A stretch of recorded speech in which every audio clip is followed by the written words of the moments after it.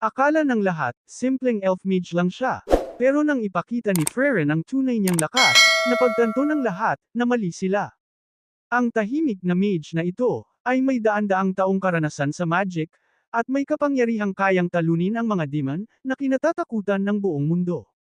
Pero bakit niya itinatago ang tunay niyang lakas? Sa video na ito, tatalakayin natin ang tunay na lakas ni Freren, kung bakit siya kinatatakutan ng mga demon, at kung paano siya naging isa sa pinakamalakas na mage, sa anime. Kung fan ka ng Freren Beyond Journey's End, siguradong magugustuhan mo ang analysis na ito.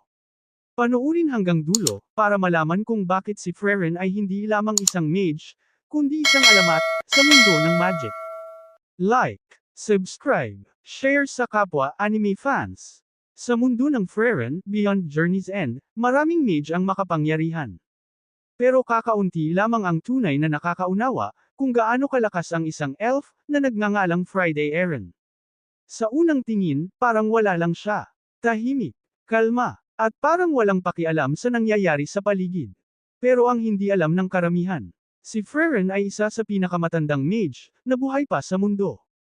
Mahigit 1,000 taon na siyang nag-aaral ng magic. Habang ang ibang mage ay nag-aaral lamang ng ilang dekada. Si Friday Aaron ay nag-ipon ng daan-daang taon ng karanasan sa pakikipaglaban, laban sa mga demon. Noong panahon ng Hero Party, kasama niya ang legendary hero na si Himmel. Sama-sama nilang tinalo ang Demon King, at nagdala ng kapayapaan sa mundo. Pero matapos ang laban, habang ang mga tao ay tumatanda at namamatay, si Friday Aaron ay nananatiling halos hindi nagbabago. At dito nagsimula ang kanyang tunay na paglalakbay. Sa paglipas ng mga taon, natutunan ni Friday Aaron na hindi lamang kapangyarihan ang mahalaga.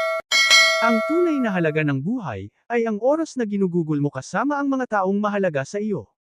Ngunit kahit ganoon, kapag dumating ang oras ng laban, ipinapakita ni Freren kung bakit siya kinatatakutan ng mga demon. Ang kanyang control sa magic, ay halos perpekto.